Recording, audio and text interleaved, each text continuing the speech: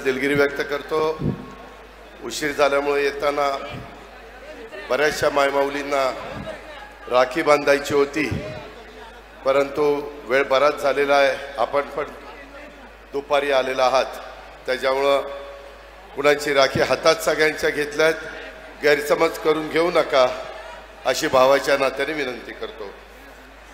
राज्याचे मुख्यमंत्री माननीय एकनाथराव शिंदे, उपमुख्यमंत्री देवेंद्र फडणवीस, अब्दुल सत्तारजी, अतुल सावेजी, धनंजय मुंडेजी, आदिती तटकरे, सर्व उपस्थित असणारे सन्माननीय लोकप्रतिनिधी, अधिकारी वर्ग, माझ्या संभाजीनगरच्या वेगवेगळ्या भागातून आलेल्या मायमाऊली, सर्व पत्रकार मित्र, बंधू भगिनींनो आणि माझ्या तरुण मित्रांनो, खरं तर सध्या नवरात्र उत्सव अतिशय मोठ्या प्रमाणावर संपूर्ण देशामध्ये चालू आहे आणि त्याच्यामुळे नवरात्र उत्सव माझ्या मायमाऊलींच्या दृष्टीनं किती महत्त्वाचा असतो हे कुणी सांगण्याची गरज नाही।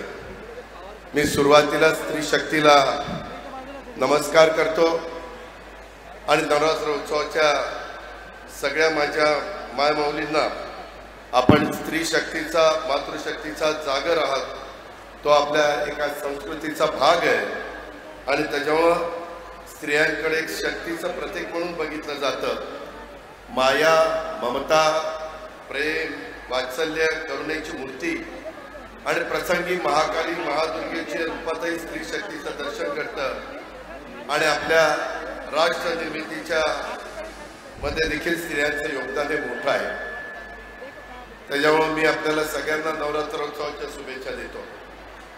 खरं तर आम्ही सगळ्यांनी मिळून एकनाथराव शिंदे, देवेंद्रजी, मी आणि मंत्रिमंडळातील सहकाऱ्यांनी अतिशय एक महिलांना यावेळेस अर्थसंकल्पात चांगल्या योजना दिल्या। त्याच्यात आजपर्यंत अनेक सरकार आली गेली, परंतु जर सर्वात लोकप्रिय दिलेली जर योजना कोणती असेल तर मुख्यमंत्री माझी लाडकी बहीण योजना, हे बरोबर आहे का नाही? मला एका गोष्टीचं समाधान आहे, राज्यात फिरत असताना आम्ही सगळेजण महिला इतक्या उत्साहाने येतात, चेहऱ्यावर आनंद ओसंडून वाहत असतो, त्यांचं हसू चेहऱ्यावर दिसत असतं। मायमाऊलीला विचारलं, का ग बहीण, मिळालं का तुला जुलै ऑगस्टचे पैसे? हो दादा मिळाले, सप्टेंबरचे मिळाले।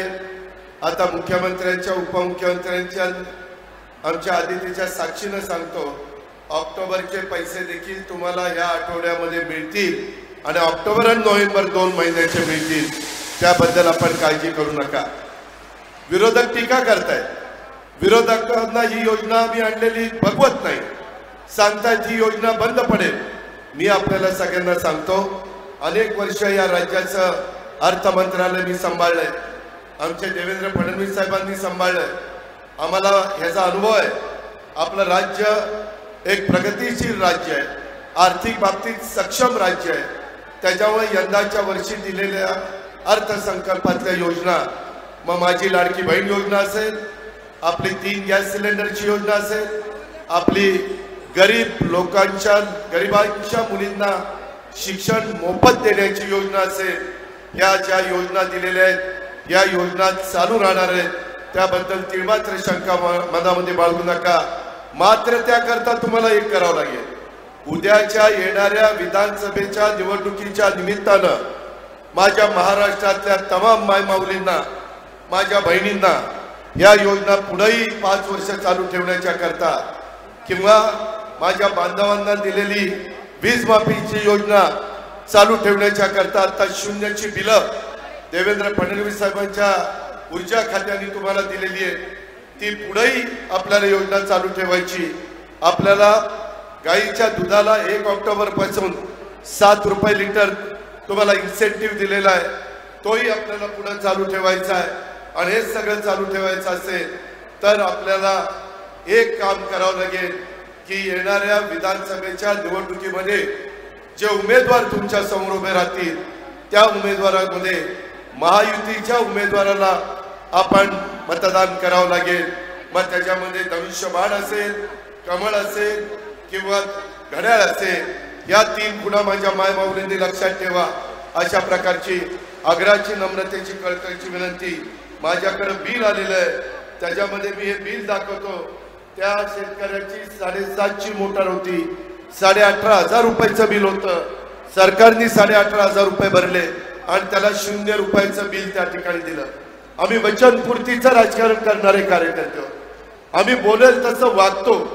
आम्ही कुठल्याही पद्धतीनं निवडणुका डोळ्यासमोर ठेवून काम करणारी माणसं नाहीयेत. कालच देशाचे पंतप्रधान नरेंद्र मोदी साहेब 3ऱ्यांदा पंतप्रधान झाल्यानंतर महाराष्ट्राच्या दौऱ्यावर आलेले होते. त्यांना आता येऊन 100 दिवस झाले, 3ऱ्यांदा पंतप्रधान होईल. त्यांचंही महाराष्ट्रावर लक्ष आहे. आपल्या शेतकऱ्यांचे प्रश्न सोडवण्याच्या करता कांदा निर्यात बंदी आपण उठवली. आपण सोयाबीनचा भाव वाढवण्याच्या करता प्रयत्न आपले चाललेले आहेत.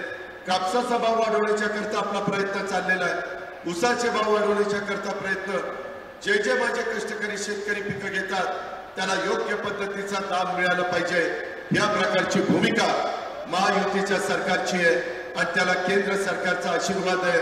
आम्ही ज्या गोष्टी मोदी साहेबांना सांगतो, त्याच्यामध्ये अमित भाईंना सांगतो, पियुष गोयलांना सांगतो, कृषी मंत्री शिवराज सिंह चौहानांना सांगतो किंवा नितीन गडकरींना सांगतो, हे सगळेजण महाराष्ट्राच्या भल्याच्या करता, शाहू फुले आंबेडकरांच्या महाराष्ट्राला पुढे नेण्याच्या करता या गोष्टी मंजूर करून देतात आणि त्याच्यामुळं आपलं राज्य विकासाच्या बाबतीमध्ये पहिल्या क्रमांकावर राहणारं राज्य आहे.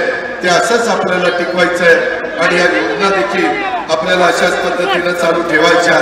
याबद्दल आपण तीव्र शंका मनामध्ये बाळगू नका, अशा प्रकारची आग्रहाची, नम्रतेची, कळकळीची विनंती करतो. वेळ बराच झालेला आहे.